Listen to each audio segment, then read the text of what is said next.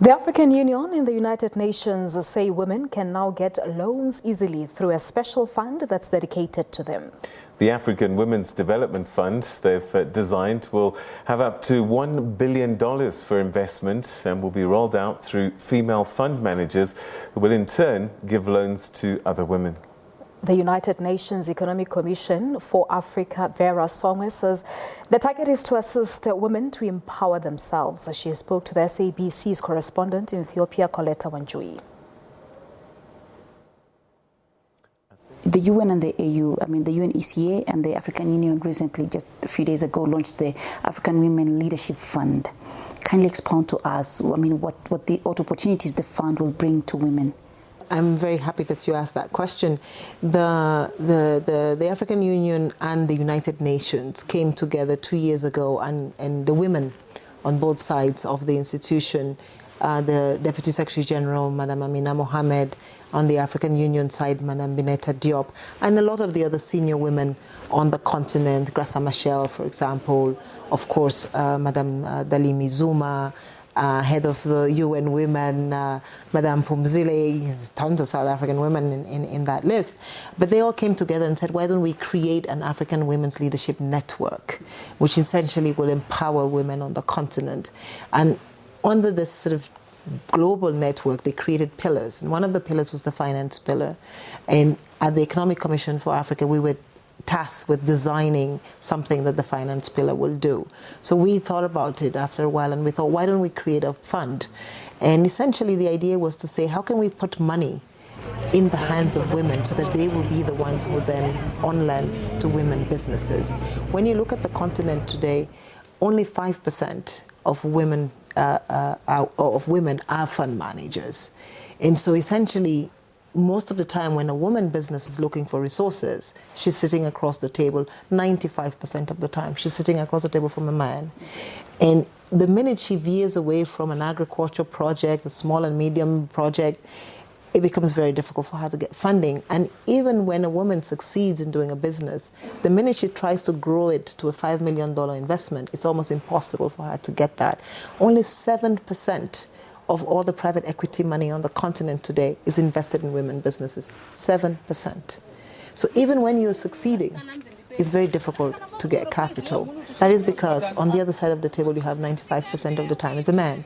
So we said to ourselves, why don't we create women fund managers? So they will make these decisions. They'll have, when a woman walks into a room to make a pitch, is another woman on the other side of the table. That takes away 30% of the problem because we're understanding each other already. And, business consumption decisions on the continent today, almost 70% are made by women. Even for the men, we're the ones making those decisions. So we thought to empower women, but one level higher, put money in their hands, put resources in their hands.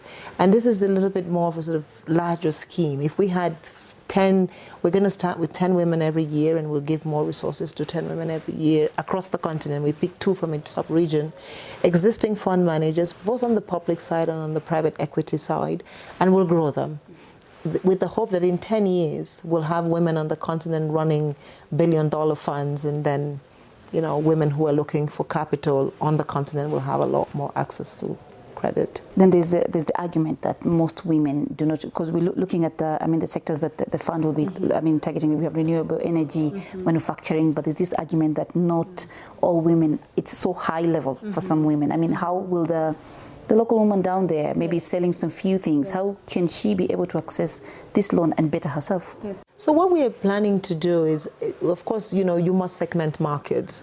And when we looked at the landscape, when we started the fund, there's a lot of funds, you must agree with me, from the donors, as you spoke about, and different foundations that are going to, the small woman, micro enterprise. And those women are important because they start creating jobs. They create the first 5 jobs, the first 10 jobs.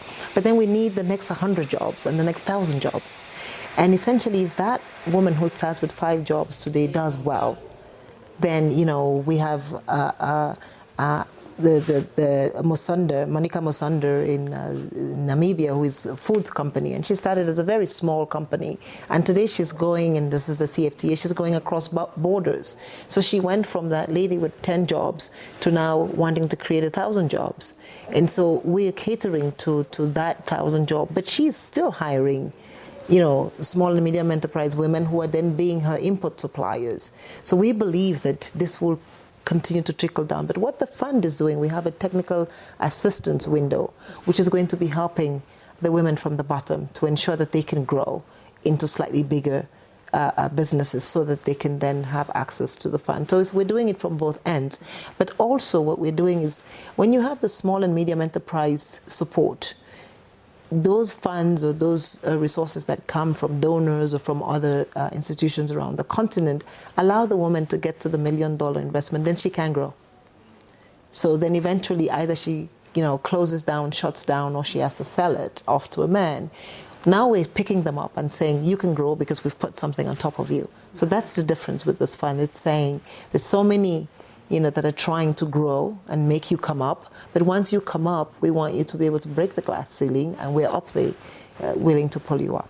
Then what are some of the modalities in terms of, publicizing it so that every woman can know that there's this kind of fund and you can benefit from this? And then do we have a time frame for when it's going to be rolled out? Yes, we are working with Standard Bank, of course. And the reason we decided to work with Standard Bank is we do want to create, first class, top of their class, top grade women in fund management. So we've taken the best on the continent, that is Standard Bank, with their partners Melvin Douglas and Stanlib, to work with us on this initiative.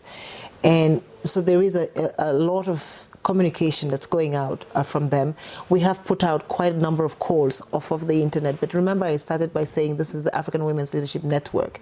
It has a network across the continent. We have almost, I think, 13 or 15 countries that have established networks. And so we're using those different networks to do the call for proposals. We're hoping that we can announce the first 10, 2 from each sub-region, anywhere between now and March, April, and so that it can be functional. We're hoping to start with an initial capital raise of $100 million. We've started getting already some here. I think we're about $25, $30 million now. So we have, and this is why we wanted to work with Standard Bank, because then it brings, the seriousness of the enterprise to bear, because we're coming with a AAA rated African business, and that should help us hopefully garner more support. And I think today Rwanda has pledged, and South Africa, we're waiting for South Africa's pledge. Senegal just pledged this money, but we had the private sector pledge $7 million with hope to bring it up to $21 million.